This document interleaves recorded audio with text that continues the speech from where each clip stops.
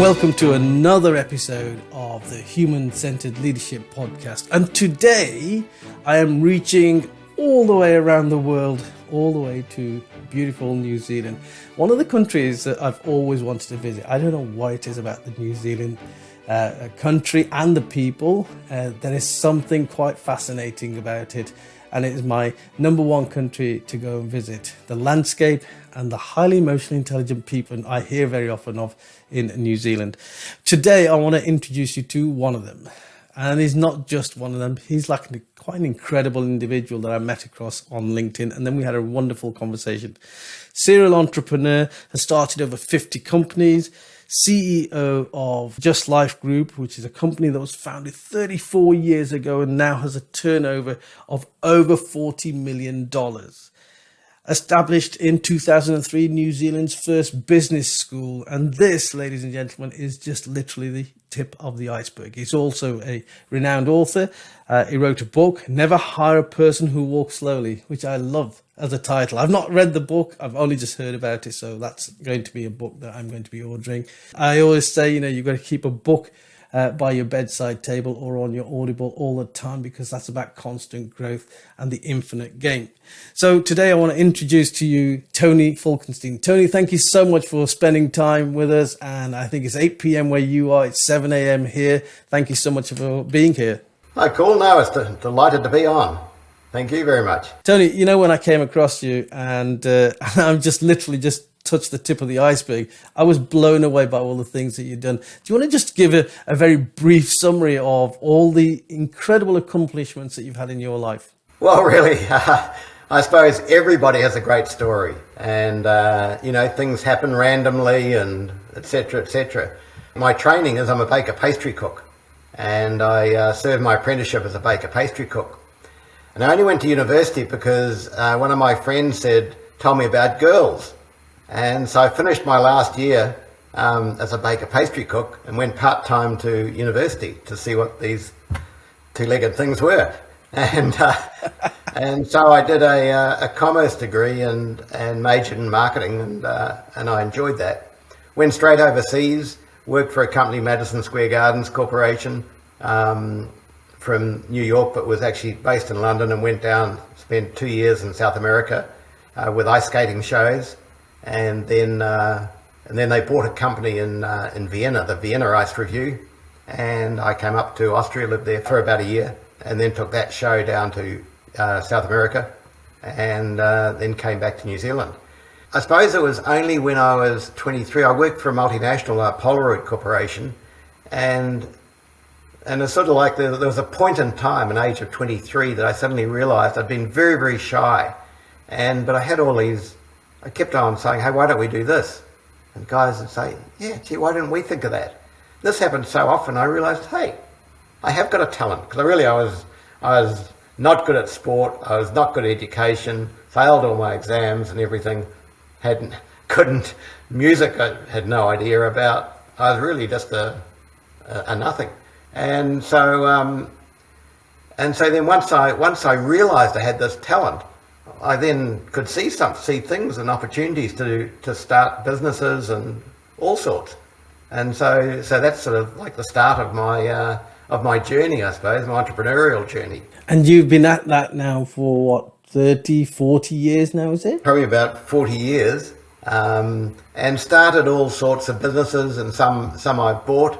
I started, in fact, this one, I started a business which was my biggest failure at the time. I've lost a lot more money, but at the time it was all I had. And I started this business, which was when Swatch Watch got launched.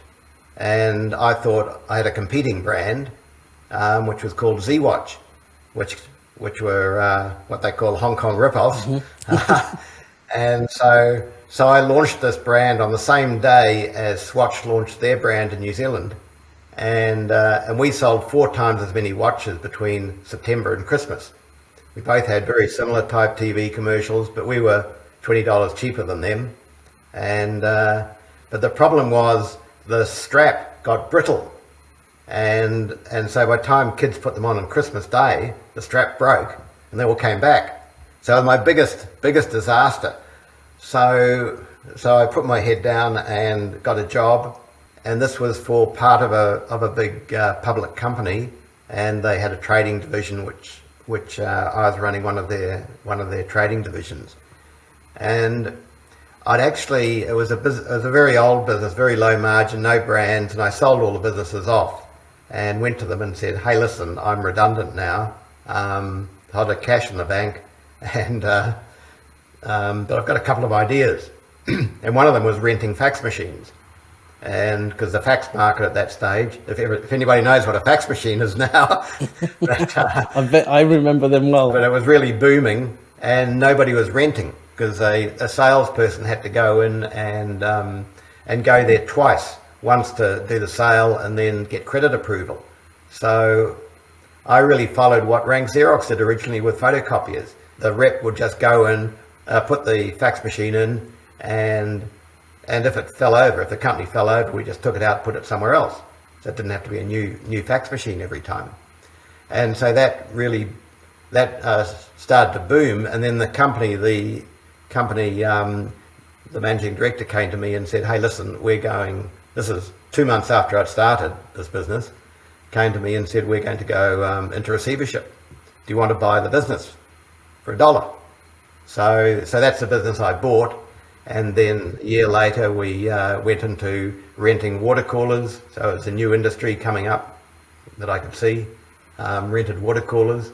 And so now we've got a business that's on the stock exchange. I still own 70%, and it's got a market cap of about 85 million at the moment. That's incredible. And this is a company that you bought for $1. Yeah, but we made a lot of mistakes along the way, but in the end, and it was all about people. So when I had been working for someone else, I remember this occasion, and in fact it's quite vivid in my mind, it was 4 o'clock one afternoon, and we had to get all this mail out. And it was the old, a person had to fold this mail, I think it was invoices, and put them in the envelopes and get them out. And so I went down and gave it a hand, and I said to the girl on reception, hey, can you do this? Can you help with all this? And she said, oh, no, that's not my job. And I thought, man, if I ever run a company, I'll tell you what, you won't last in my company because we're all in. Here's an opportunity, we're all in, and to get this job done, out, and it's going to be good for the company. So I sort of remember that because it was something that, no one's that big. I mean, I can't remember, the marketing manager, and I was doing it. And I'm still today, I'll go out on the water trucks. I go out once a month and help on the water trucks because I learned so much from doing those sort of things. I've made some really big decisions by just hanging around in the say customer service area. So what is it, Tony, that inspired you to become so people-focused, human-focused as a leader, driving these incredible companies forward? When you go right back to it, if you're going to do a psychoanalysis, I think you'd say I was so shy as a youngster that I had 2 ears and I really listened. I knew everything. And so, if a teacher said, hey, what's the answer to this? I'd never put my hand up. I know what the answer is. And it was always, I do a lot of listening. Yeah. So to me, it was listening to what people are saying, and you become a very, very good person at listening to people and feeling how they are. I can go around the office. It's interesting because I arrive at work in the morning and I go around and say good morning to people, go right round and go around the production plant, say good morning, and I can pick if people are, say, hey, what's the matter? Yeah, I get it. How are things going? And have a longer conversation if I feel, hey, something's wrong there. And I've said to other people, other managers, for example, I said, listen, you have to get round and say good morning to them. You can't just hop in the office and do your thing. But then they've gone round and say, okay, I did that, Tony. I went round, good morning, good morning, good morning, good morning. But there's no feel to it. You have to have a feel that, hey, you are listening to them. You're listening and looking for signs of something that's that may be concerning them, or they've got ideas. Often they've got good ideas, and so being with them is so beneficial. Well, one of my favourite sayings to my staff when I was a senior police officer was, "Look, I might be the leader here, but that doesn't mean I have the monopoly on good ideas." And like you, I used to take an hour out of my day in the morning and another hour in the afternoon just to walk around and talk to my staff and get to know them. And I suspect the reason why it didn't work for other managers was because they hadn't built that connection with the staff, that human connection, as I call it, the ability to speak to them in their language and get down to their level and build trust. People say, "How come you're always available? You've always got time for a meeting. How come you've got so much time?" And the reason is I sort of avoid. And a lot of my managers, they want to have a meeting with everybody, half an hour with that person, that person, that person. And I'd much rather have a casual meeting. And, in terms of managers, I'm much more likely to say, "Hey, let's go and have a cup of coffee." And rather than set the appointment, I might say, "Hey, let's go and have a coffee," or just talk, or, find out, "Hey, what is happening today? What's happening in sales?" And getting some feedback. And what are some of the benefits that you've seen as a result of your leadership style? We say to people, when they come in, we say, "Hey, listen, some people won't fit into this organisation. We try and get the right people. And if you've worked, for example, a lot of people who come from government departments wouldn't like it because they want to be, you do it this way, this way, this way, this way, and that's what you do. And that's not how we work here. So we say you have a job, but hey, if you can do it better, or you can find a way to do over and above what you're doing in a different way, or come up with new ways of doing things, hey, that's the way you're going to get more money," and etc. So we want people involved. I mean, I have a saying, energy zappers, that we just don't like energy zappers. Yeah, you talk about these energy zappers. I think I call them mood hoovers. This just suck the life out of you and suck the goodness out of you. And you find these in organisations. And like you, I used to challenge them. But I also used to look beneath the surface and say, well, what might be causing this? Particularly if they used to be good performers before, what is it that's caused them to suddenly start behaving like this? You're talking about being in tune with people. So John, for example, if John was a really good worker for several years and suddenly has become this energy zapper, you'd be clearly looking for something that's gone on in his life and trying to explore that and help him if that's possible. I mean, as an employee philosophy, we say, hey, we take on good people. We want to make them better people. And if they leave, if we can't provide them with the next opportunity and they leave to go to another role, we'll be very proud that they've been on our on the journey with us. And that really comes back to us all the time. One of the things that we're experiencing right now across the whole world, Tony, is a lot of high levels of anxiety, mental stress for people because of the whole pandemic. What are you doing? If you were to give tips to other leaders, what are you doing with your staff to keep them as high as you possibly can in terms of their mental well-being? It certainly is a challenge. We've brought them back into the office as much as we can. We've found that they like being there, and it is really tough that they're at home, and if they've got kids, they've been home teaching.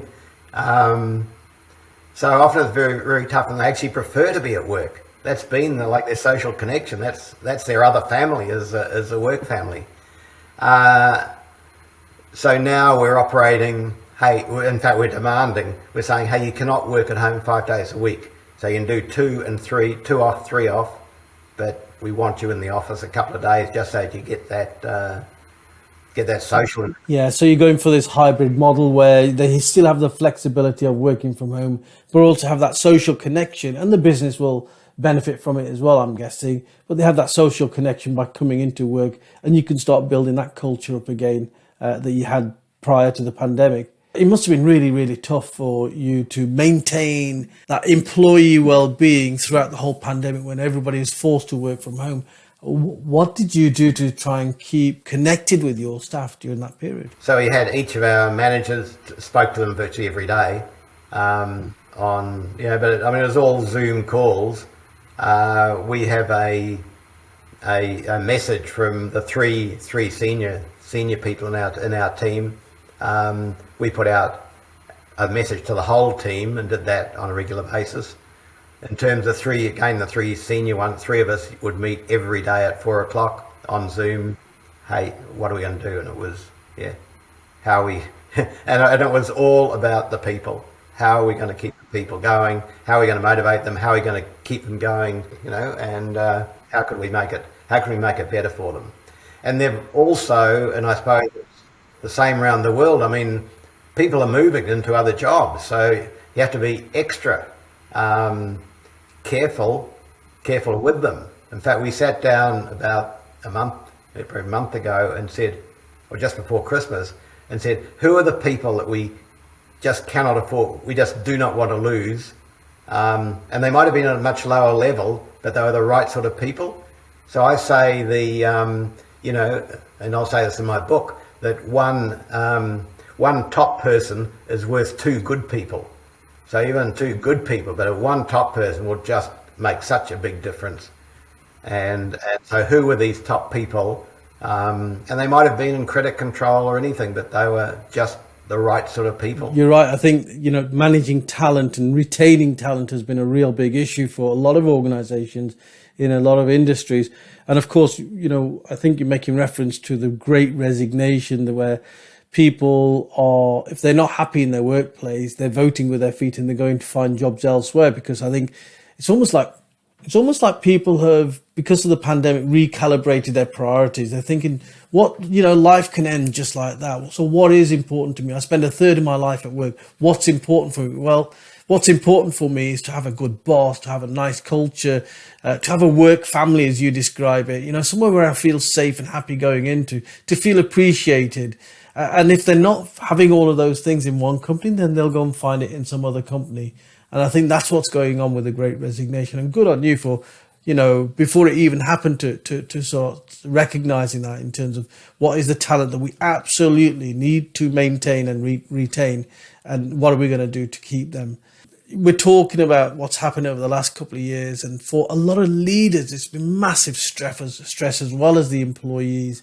And, you're running this organization with so many staff, lots of stuff going on inside your head, I'm sure. And you have to be agile as some of the fantastic words that have come up that have become common language now is agility and adaptability. And, so to coin the phrase, you've had to be agile and adaptable more than you probably did before this. One of the stresses, or one of the risks, is the mental health of the leaders. So I think you have to be very self-aware to be a good leader, but you also have to look after yourself. So what have you done to look after yourself and make sure that you're right up there in terms of your mental health? I'm very, very fit. I play a lot of tennis. I do Pilates. So I'm very conscious there. I eat, I'm pretty conscious on how I eat, not overweight or anything. And I probably do some exercise every day. And that's important. I have what I call the golden hour, first thing in the morning, feed the dog and the cat, and then I've got this 1 hour, nobody's up in the house, and that's my great time. I think sleep is really important, and I've developed I know whether you say a system, but where I block out things, I block out my day. And in fact, my wife will say Tony can have the biggest crisis in his life. He tells me about it. She's up all night worrying about it while he goes straight to sleep. Kind of wakes up in the morning and says, you know what? I think I've got the answer to this. I love that. And I think you're right. Having routines is so important. Like I tend to switch off no matter how busy my day has been. I tend to switch off around about 6:30, where we eat dinner as a family. And then I like to spend time with my wife, either talking or watching some movies, spending time with our cats. I make sure now that I get my 8 hours sleep in. But when I was a police officer, I'd probably sleep far less than that and be woken up in the middle of the night if I was, on call. I think it's so important. And I tell you what, you had me at Pilates. I went to a Pilates class once, and I couldn't walk for a couple of days after that. It is painful. So good on you with the Pilates there. Well, Pilates is yoga for beginners. I mean, I find yoga, if I ever did yoga, I'd be no way. Listen, Tony, it's been an absolute pleasure. Really enjoyed talking to you. Thank you so much. And I can't wait to read your book. Never hire a person who walks slowly. I'm going to go away and get that book straight away. It's been an absolute pleasure, Tony. Let's keep in touch. And thank you so much for being here. No, that's a pleasure.